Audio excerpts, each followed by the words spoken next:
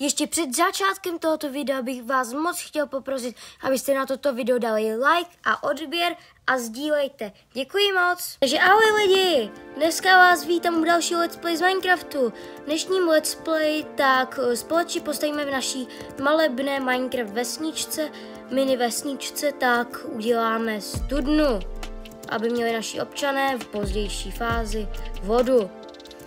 Tak jo, takže můžeme jít se na to vrhnout.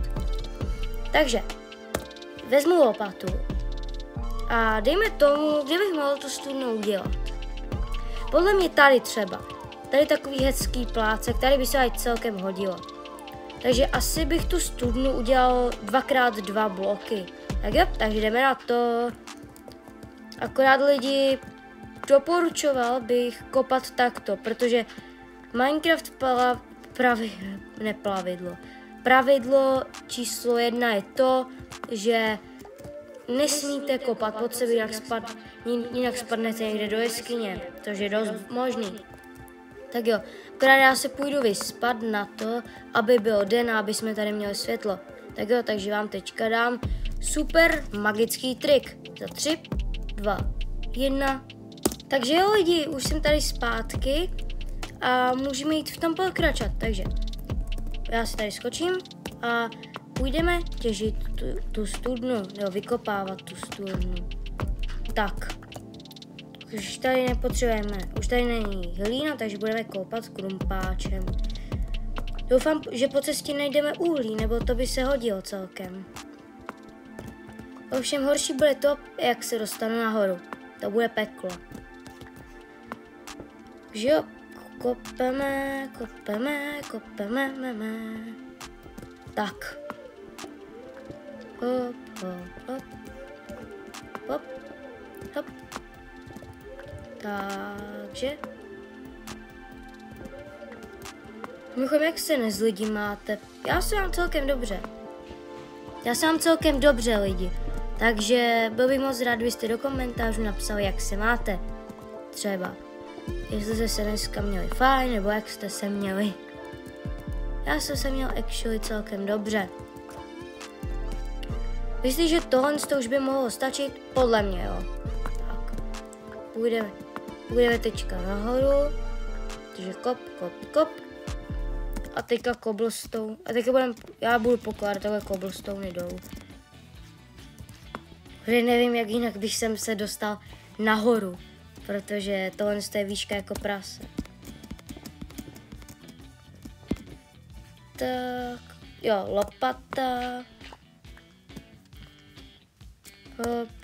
Hop. Jo, teďka hlína.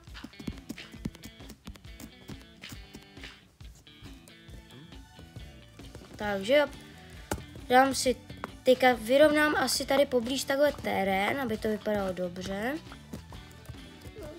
Tak, ale ne lidi, právě se mi rozbila lopata, ježíš. Takže si budu muset vykraftit novou. Takže do truhly půjdu. 1 iron a 2 styky. Tak, teďka do krafťáku. Takže bum. A bum. A mám lopatu. A můžu jít znova těžit. No spíš kopa, nebo já nevím co. Že jo.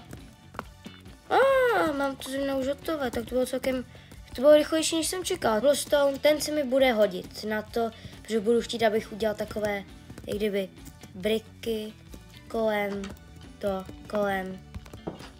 té studny. Takže teď vám dám střih, až budu mít vykraftěné ty briky z cobblestoneu. Takže 3, 2, 1. Jo lidi, jsem tady zpátky a můžeme jít na to. Takže položím zde takhle ty briky. Hej, to bych nebyl já, kdyby mi to samozřejmě jako obvykle nevyšlo. Co bych od sebe fakt jako mohl čekat, že mi to vyjde? Ne. Nevyjde. Přesně tak. Půjdu zase vypékat kámen. No já už se z toho fakt jako zblázním. Tak lidi, konečně se mi vypekly ty kameny, já mám z toho kamenné ty cihly. A takže dokončíme tady tuto část, tak. A máme tady jak kdyby ohraničení kolem té studny. Takže teďka si zajdu pro ploty. Té doufám, že mám. Samozřejmě nemám, takže 3. Tak jo lidi, mám vykraftěných 8 těch plotů. A můžeme začít stavět tady tyhle takhle kůly, které to budou držet. Hop. Ach jo, to se mi nepovedlo. Ach jo. Sun, takže hop, hop. A tak to už mi málem nevyšlo. Takže teďka půjdu tady do mého krásného domečku a půjdu se vyspinkat, protože už začíná být tma, takže dobrou noc lidi.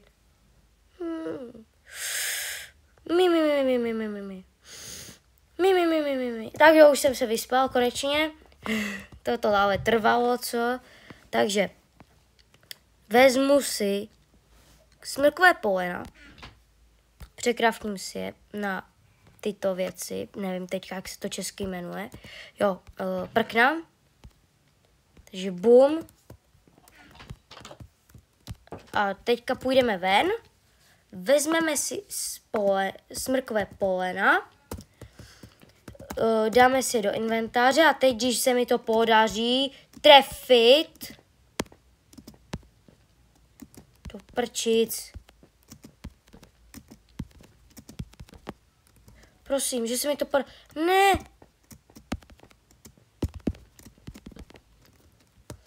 Hej, já víc věcí normálně vyskládám mimo, než bych měl normálně. Ach jo. Takže zkusím to udělat takto. Zkusím, no. Pokusím se o to. Hop, hop. Hop. Yes, konečně no to trvalo. Tak. Teďka oddělám ty polena starýma. A starýma. Tak. Teďka půjdeme tady. Teď si to tady takhle hezky postavíme, neposkládáme. Zase mi to nevyšlo, což je úplně u mě klasika, takže jo, ty prkna, takže bum, bum. Tak. A tak. To vypadá strašně. To vypadá strašně. Lidi, no.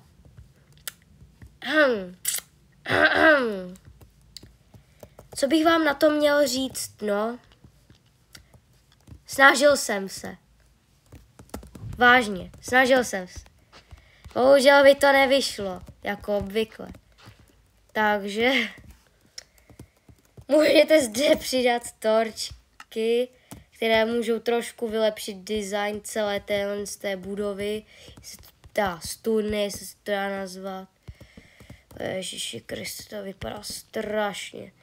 To vypadá fakt otřesně. Co jsem to postavil? Prosím lidi, neberte si ze mě příklad. Když to postaví ono zlépe. Ale tak, přeskočíme. Teďka přeskočíme design, ale teďka toto není designovka. Toto bude o funkčnosti této stavby. Takže, co by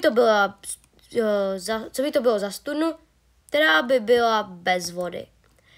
Takže, bum, bum, bum. Půjdeme si by se trefil do dveří, samozřejmě. Tak si půjdeme, odložíme si dřeva a půjdeme si, jestli tu máš kbelík, což já mám naštěstí, tak si půjdete pro kbelisko, naberete si z moře nebo z jezera nebo z nekonečného zdroje vody, tak si naberete vodu, prostě kyblík vody vylijete to tady a následně pak ještě půjdete jednou k vodě a naberete si další kyblík. S tím kyblíkem pak půjdete znova do tady této překrásné designové studny a napustíte takhle tu vodu tady. Takže já myslím, že se nám naše studna lidi povedla, určitě.